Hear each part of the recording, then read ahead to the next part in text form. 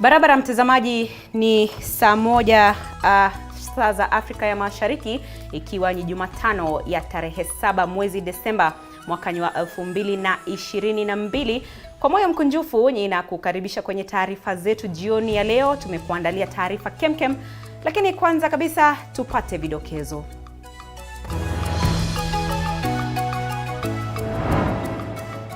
Usipoziba upo utajenga ukuta.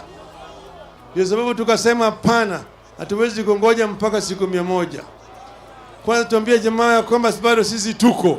Raila Odinga aendelea kuikosoa serikali huku akitoa makataa kwa Rais William Ruto kutimiza matakwa 9 kuu au waendeleze maandamano.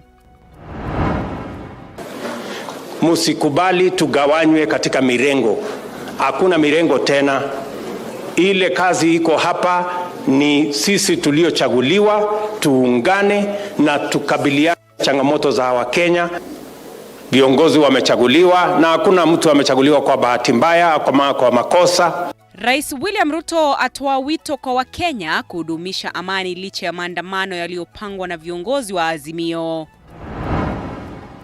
The 3 petitioners are citizens and they have come through this court in defense of the constitution, even under Article 3(1) of the constitution. So we feel that we should proceed today. This is a fairly straightforward issue that can be canvassed. Na wakazi watatu kutoka kaunti ya Meru wawasilisha kesi mahakamani wakitaka jopo lililobuniwa kuwachunguza makamishna wa IEBC kusitisha vikao vyake.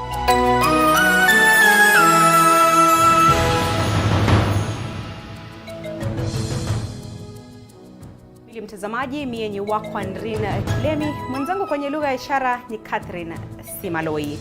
Rais William Ruto amewataka Wakenya kuungana na kuzingatia amani licha ya maandamano yanayoandaliwa na viongozi kutoka mrengo wa Azimio One Kenya. Kiongozi wa taifa aliyasema hayo katika kaunti ya Machakos wakati wa uzinduzi wa ujenzi wa nyumba za bei nafuu eneo hilo. Flora Limuki na taarifa hiyo kikamilifu. Rais William Ruto ameomba Wakenya kutofanya siasa zitakazoigawanya taifa. Haya yanajiri siku ambayo kiongozi wa chama cha ODM Raila Odinga ameanza maandamano ya siku 30 kupinga mikakati ya serikali ya Ruto. Musikubali tugawanywe katika mirengo. Hakuna mirengo tena. Ile kazi iko hapa ni sisi tuliochaguliwa tuungane na tukabiliane changamoto za Wakenya. Viongozi wa muungano wa Azimio wanasema kuwa huu ndio mwanzo wa majadiliano na Wakenya kujadili mustakabali wa taifa na haswa utendakazi wa serikali ya Kenya Kwanza. Kuuliza wananchi kama wao wanakubaliana na ile njama ambayo inapangwa na serikali ya Ruto na vibaraka vyake. Akizungumza katika kaunti ya Machakos siku ya Jumatano, Rais William Ruto ameomba Wakenya kuunga mkono mipango ya maendeleo ya serikali. Ruto akisema serikali yake haitakubali kupoteza mwelekeo kwa sababu ya upinzani kutokubaliana na sera zao. Viongozi wamechaguliwa na hakuna mtu amechaguliwa kwa bahati mbaya kwa makosa. Hata hivyo, rais amesema mikutano iliyopangwa na kiongozi wa upinzani haitaathiri ajenda yake ya kubadilisha uchumi wa Kenya. Ile imebaki sasa kwetu kama viongozi ni kuungana, ili kwa sababu tumepata sehemu yetu, tuungane ili pia tuwatafutie wananchi wetu waliotupigia kura. Rais Ruto ameongoza ufunguzi rasmi wa mradi wa nyumba nafuu wa shilingi bilioni 20 Machakos. Na hivyo, when you are pushing us and making sure that we get decent affordable housing, na ile housing fund ambayo itakuwa mandatory, ndio tutumie hiyo housing fund kuhakikisha kwamba wale watu hawana pesa, tunawapatia pesa waweze kununua manyumba zile tutajenga, ndio tuwe na home owners wengi. Ruto alizindua zaidi ya nyumba 5,000 katika eneo la Mavoko katika jitihada za kutimiza mkakati ya serikali ya kuhakikisha Wakenya wanamiliki nyumba kwa bei nafuu. Flora Limuki, TV47. Mambo ya uchaguzi tumemaliza. Na wakazi watatu kutoka kaunti ya Meru wamewasilisha kesi katika mahakama ya Meru wakitaka jopo lililobuniwa na Rais William Ruto kuwachunguza makamishna 4 wa IEBC kusitisha vikao vyake. Tayari aliyekuwa naibu mwenyekiti IEBC Juliana Cherera na Justus Nyang'aya wamejiuzulu kutoka kwenye wadhifa wao. Mwege William na uketo wa taarifa hiyo.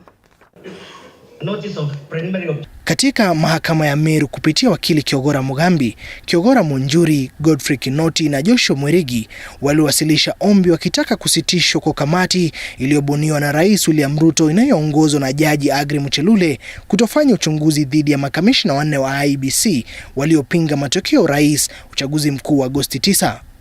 Makamishna hao waliojiuzulu ni naibu mwenyekiti Juliana Cherera na kamishna Justus Nyang'aya pamoja na Francis Wanderi na Irene Masit ambao bado wamesalia katika tume huru ya uchaguzi IEBC.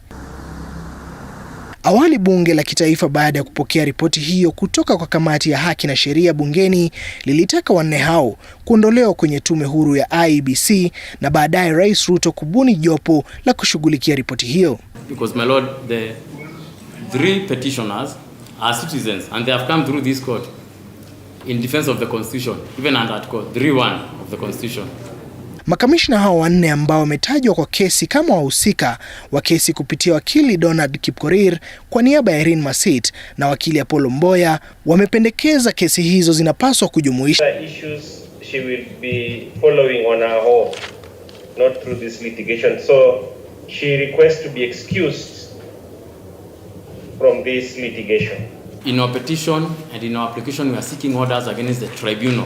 Jaji Edward Moreithi ameomba mawakili wa wabunge na mwanasheria mkuu kuwasilisha majibu yao ifikiapo Ijumaa, naye wakili waliowasilisha kesi kuleta majibu ifikiapo Jumanne wiki ijayo, ambapo kesi hiyo itasikizwa na mwelekezo kutolewa.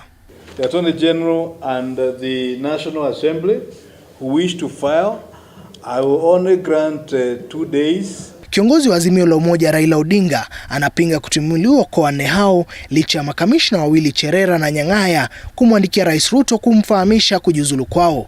Mwege William, TV47. Mtazamaji, chuo kikuu cha Machakos kimefungwa kwa muda usiojulikana baada ya wanafunzi kukabiliana na maafisa wa polisi kwa siku ya 3 mfululizo wakilalamikia utovu wa usalama ambao umepelekea wanafunzi wawili kupoteza maisha. Kama Stanley Nyaringita anavyoarifu, afisa mmoja wa polisi anapokea matibabu hospitalini baada ya kujeruhiwa wakati wa maandamano hayo. Hii ndio ilikuwa hali Jumatano katika chuo kikuu cha Machakos na maeneo yanayopakana na chuo hicho. Kwa zaidi ya saa 5, wanafunzi hao walikabiliana na maafisa wa polisi wakilalama kuhusu utovu wa usalama ambao kwa sasa umepelekea wanafunzi wawili kupoteza maisha yao. Wasikuja mtu sasa tukitoka nje tukipigania rights yetu wanatufukuza. Wamekuwa wapi all this time long? Sasa wamekuja wote, officers wote wanatukimbiza huku ndani. We need our rights. Tumekuja huku kusoma, sio kuuliwa, kupigwa mavisu huku. Katika makabiliano hayo, afisa mmoja wa polisi na mtoto mmoja walipata majeraha na kukimbizwa hospitalini wakiwa hali mahututi. Shughuli katika shule hiyo zimetatizika huku wanafunzi wakitumwa nyumbani baada ya chuo hicho kufungwa kwa muda usiojulikana. Gavana wa kaunti hiyo Wavinya Ndeti amesema kuwa uhusiano wa maafisa wa polisi na wanafunzi unapaswa uangaziwe. Haya yanajiri baada ya afisa mmoja wa polisi kukamatwa Jumatatu kwa madai ya kumwibia mwanafunzi. Kwa upande wake, kamishna wa kaunti hiyo Roda Onyancha amesema kuwa uchunguzi wa kutafuta aliyempiga risasi mwanafunzi huyo umeanza. We need to be very careful with our students. Take care of them. And as we take care of them also, they should also follow the rule of law. We have elements outside the university. We have some small elements also inside the university who are working with some people outside to cause disruption at the university.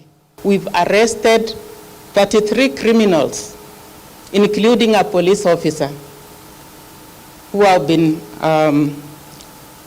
mugging or robbing the students in that area. And some of them have been able to give intelligence or lead, and they have been able to lead the security team to Mololongo, we have been able to recover 120 telephones. Kwa muda visa vya utovu wa usalama vimeshuhudiwa katika mitaa ya Isili, Kathemboni, Muthini na Katoloni wanakoishi wanafunzi. Stanley Nyeringita, TV47, Nairobi. Mtazamaji, tukiachana na taarifa hiyo kutoka kaunti ya Machakos, tufululize hadi katika kaunti ya Bungoma ambapo kamanda wa polisi kaunti hiyo ametoa onyo kwa wanasiasa wanaopania kuvuruga uchaguzi mdogo wa useneta ambao umeratibiwa kufanyika hapo kesho. Aidha, amewataka wakazi kuzingatia amani wakati wa zoezi hilo. Wanji Sostin na taarifa hiyo kikamilifu. Zaidi ya wapiga kura 1600 kutoka kaunti ya Bungoma hapo kesho wanatarajiwa kupiga kura kuchagua mrithi waliyekuwa seneta Moses Wetangula katika kinyang'anyiro ambacho kimewavutia waniaji 11. Seneta wa Bungoma ni nani? Akizungumza na waandishi wa habari katika afisi zake kueleza utayari wa uchaguzi huo usalama, kamanda wa polisi Francis Kooli amedokeza kuwa wanatarajia hali ya utulivu ambayo imeshuhudiwa wakati wa kampeni. And so far, so good. Politicians have been doing their part. And we want to say, so far we didn't experience any instances. And if there were any, we would have brought those ones who are involved. Kooli hata hivyo amedokeza kuwa kaunti ya Bungoma imekuwa na hulka ya wanasiasa kutatiza amani wakati wa uchaguzi na yote atakayezua vurugu hata sazo hapo kesho. Those will be found with like rungus, pangas on that day. They will carry their own cross. You will not be naming anybody else. Before and during and even after. In fact, the best time is to tell them that we will come for you even after by-elections. We will not stop at that day that the by-election is done. We are done with the by-elections. No. Viongozi wa kidini kwa upande wao wamewataka wananchi kujitokeza na kumchagua kiongozi atakayewakilisha katika bunge la seneti ipasavyo na kudumisha amani. Ni Speaker wa National Assembly. Alikuwa senator maarufu sana katika taifa hili, alichangia miswada mingi akiwa katika Senate. Kwa hivyo wakaaji wa Bungoma mna jukumu pia kuchagua senator ambaye anaenda kuwakilisha jimbo hili kikamilifu. Wakazi kaunti ya Bungoma wameelezea matarajio yao kutokana na uchaguzi wa hapo kesho. Tunataka senator ambaye hata kuja kuleta malumbano na vita katikati ya utendaji kazi wa governor na yeye. Nataka senator mwenye atakuwa neutral na mwenye anajua kazi yake ni gani, akiingia Senate afanye kazi ambayo inastahili yeye kufanya. Waangalie mtu ambaye amewahi kuwa kwa serikali, anajua njia za kutafuta pesa. Wasitutafutie mtu ambaye ataenda huko na akose anaanza wapi anamaliza wapi. Ni vituo 1373 vitafunguliwa ifikapo saa 12 asubuhi na kufungwa saa 11 jioni. Wanji Sostin, TV47, Bungoma. Mtazamaji, sasa tuungane na mwanahabari wetu wa Bungoma Wanji Sostin moja kwa moja kutoka gatuzi hilo la Bungoma. Wanji Sostin, uchaguzi unatarajiwa kufanyika hapo kesho. Swala zima la usalama limeweza kuibuka. Hali ikoje wananchi wanapotarajiwa kufika debeni hapo kesho?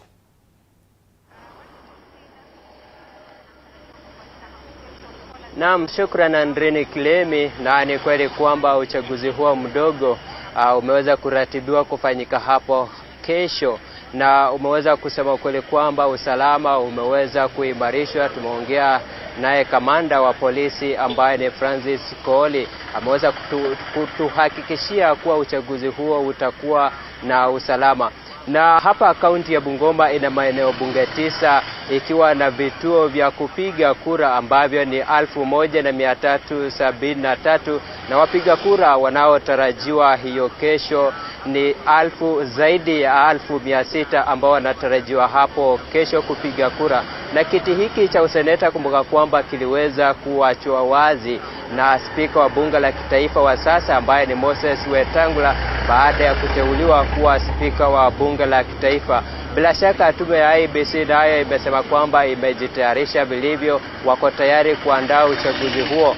Na kumbuka kwamba tu baadhi ya waniaji ambao waliweza kuidhinishwa na IEBC tukiwemo ni Wafula Wakoli wa chama cha Ford Kenya ambaye ni muungano wa Kenya Kwanza. Vilevile kunaye Mwambo Mabonga wa chama cha UDA, Azimio la Umoja One Kenya Party, Wafula wa Munyenye, miongoni mwa waniaji wengine ambao bila shaka watakuwa wanamenyana hapo kesho kuhakikisha kwamba tunapata mmoja yule ambaye atakuwa anachukua nafasi ya Seneta Moses Wetangula.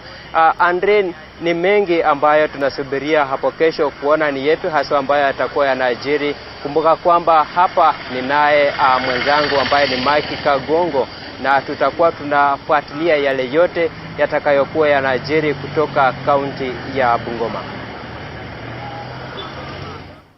Na asante sana mwanahabari mwenza Sosti Unwanji kutoka kaunti hiyo ya Bungoma. Bila shaka uchaguzi huo mdogo ambao umeratibiwa kufanyika hapo kesho utakuwa unapokea matukio hayo na matokeo kadri yatakavyokuwa yanatukia na kutokea moja kwa moja kupitia runinga hii ya TV47.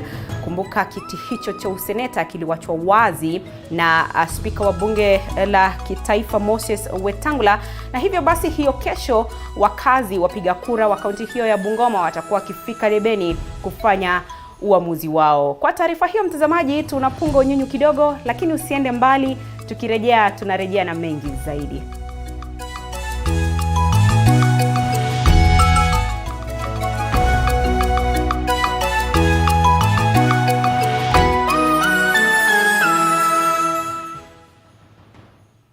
You are watching TV47, the home of untold stories. Maumivu ya kichwa na kukosesha amani? Kaluma Strong hutuliza maumivu ya kichwa, maumivu ya mwili na hata huondoa joto jingi mwilini. Kaluma Strong ina aspirin kama kiungo. Maumivu yakizidi, muone daktari. Trisent School of Medical Health Science and Technology is a premier training institute for market-driven courses. With state-of-the-art facilities, competent and dedicated members of staff, and linkages with the medical industry, you are assured of a bright future when you study with us. Enroll today in our campuses at Juja, Nairobi West, Kisumu, and Homa Bay.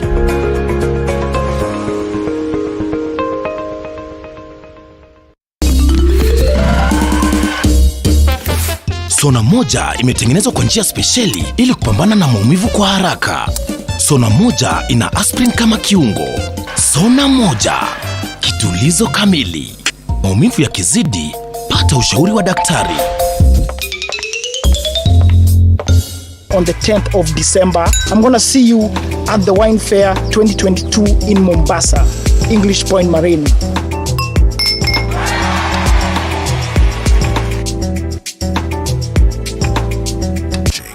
TV47, the home of untold stories.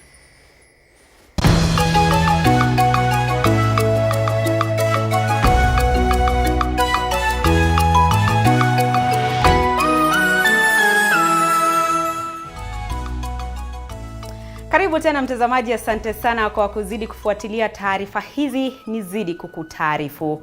Muungano wa Azimio umetoa makataa kwa Rais William Ruto kutimiza matakwa 9 kuu au waandae maandamano. Akizungumza katika uwanja wa Kamukunji alipoandamana na viongozi wenza, kinara wa Azimio Raila Odinga ameapa kupinga uteuzi wa makamishna wapya wa IEBC, akisema ni sharti William Ruto arejeshe makamishna 4 wa IEBC, la sivyo wasusie uchaguzi mkuu wa mwaka 2027.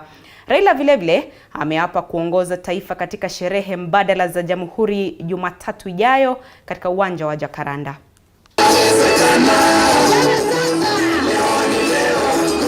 Wanaazimio walirejea kwa kishindo katika uwanja wa kihistoria wa Kamukunji, ikiwa ni safari ya kwanza ya kukabiliana na utawala wa Rais William Ruto. Viongozi hao wakiongozwa na vinara wao Raila Odinga, Martha Karua na Kalonzo Musyoka walitoa makataa kwa Rais William Ruto atekeleze masuala 9 kuu ama wafanye maandamano. Hawa makommissioners wanne tunataka mpaka warudishwe pale wako, warudishwe pale. Alipana Ruto mpaka azuiliwe kuteua tume nyingine ya uchaguzi ambayo ni yake, ni kama kargosi yake. Kama amefanya namna hiyo, kutakuwa kuna uchaguzi katika taifa letu. Kando na IEBC, Azimio katika matakwa yao 9 yaliyosomwa na kiongozi wa wachache Mugeni Upeo Wa, upinzani unamtaka Rais Ruto kupunguza gharama ya maisha, hasa bei ya vyakula kufikia Januari mwakani au wafanya maandamano. Azimio vilevile imetaka kurejeshwa kwa ruzuku za petroli, karo ya shule, pesa kwa wazee na linda mama, kando na kufuata katiba katika uteuzi wa nyadhifa mbalimbali serikalini na mawaziri kuadhibiwa kwa semi zao. Tusiusiwe uoga ya kwamba ati hatuwezi andamana. Haki za kibinadamu sio za kupewa na serikali, tulizaliwa nazo. Zimelindwa na katiba, lakini tulizaliwa nazo. Mko na uoga? Muungano huo pia ulipinga kile walisema ni utekaji nyara wa bunge na idara ya mahakama na serikali ya kitaifa, hazina ya hasla, wakisema haikupitishwa na bunge, huku wakipinga uagizaji wa vyakula vya GMO. Ni uwazi si uwazi? Hii 50 billion ya Kenya kwisha. Tunataka tujue zimetoka wapi. Treasury haijaidhinisha. You have a duty to explain to this country. Hizi pesa mmezitoa wapi? Wangapi wanasema tunataka tujue? Viongozi wa muungano huo waliosusia mkutano wa leo pia walionywa. Apple Kamau, TV47. Mtazamaji, tuzamie masuala ya elimu sasa, ambapo baadhi ya wadau katika sekta ya elimu wanapinga pendekezo la kuondolewa kwa shule za bweni, huku wengine wakiunga mkono pendekezo hilo la katibu katika Wizara ya Elimu Belio Kipsang, aliyesema kuwa shule za bweni zitaondolewa katika siku za usoni, huku serikali ikiendelea kutekeleza mtaala wa CBC. Mwanahabari wetu wa masuala ya elimu Sharon Baranga na maelezo zaidi. Come and talk to you. Siku moja baada ya katibu katika Wizara ya Elimu Belio Kipsang kusema kuwa shule za bweni zitabadilishwa na kuwa za kutwa, baadhi ya wadau katika sekta ya elimu wamepinga mapendekezo hayo, wakisema idadi kubwa ya wanafunzi wataumia iwapo shule za bweni zitaondolewa. When we come to the special needs education, we know very much that these learners, they need a close supervision by the teachers and the other caregivers. Our road paths are not in good condition, so a learner who is using a wheelchair, it will be so discomfort for him to move from home to school. The same case for those learners with visually impaired, it will be so difficult because now the parents have to look for a guardian who will be taking this learner from school to home and from home to school. Tungesema kama mnataka kuface out system any changes, wacha iende na utaratibu. Secondly, serikali na katiba yetu inasema mambo ya public participation is very very important. Mambo ya public participation, wacha niwe na huru ya kusomesha watoto wangu kule nataka kuwasomesha.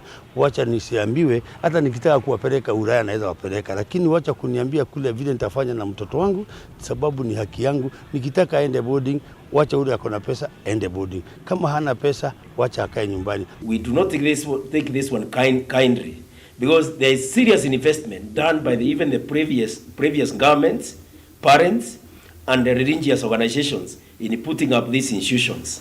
So we are urging the permanent secretary from the Ministry of Education to withdraw that statement immediately, because we are not buying that idea. Wakati huo kuna baadhi ya wadau katika sekta ya elimu waliounga mkono pendekezo hilo la katibu katika Wizara ya Elimu, wakisema wazazi wanapaswa kuhusika katika malezi ya watoto wao.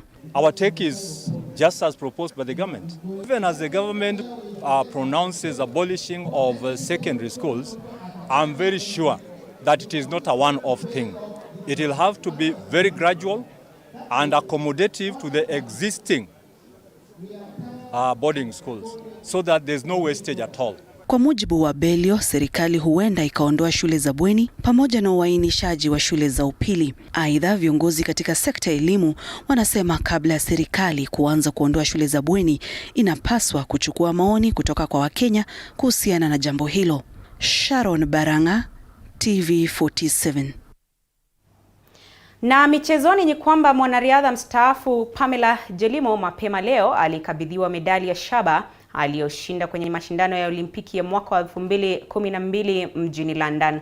Jelimo alimaliza katika nafasi ya 4 na amekabidhiwa medali hiyo baada ya mshindi wa medali ya dhahabu Maria Savinova na wa Urusi kupigwa marufuku baada ya kupatikana na hatia ya dawa za kutimua misuli, huku Kasta Semenya na Ekaterina Poistogova wakijinyakulia medali ya dhahabu na shaba mtawalia. Janet Jepkosgei na Helen Obiri walipokezwa cheti na kamati ya Olimpiki nchini baada ya kuorodheshwa katika nafasi ya 8 kwenye mashindano walioshiriki katika Olimpiki ya mwaka wa 2012.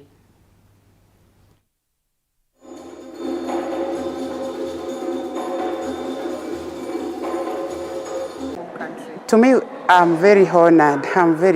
I want to thank those people, everybody who was doing this justice.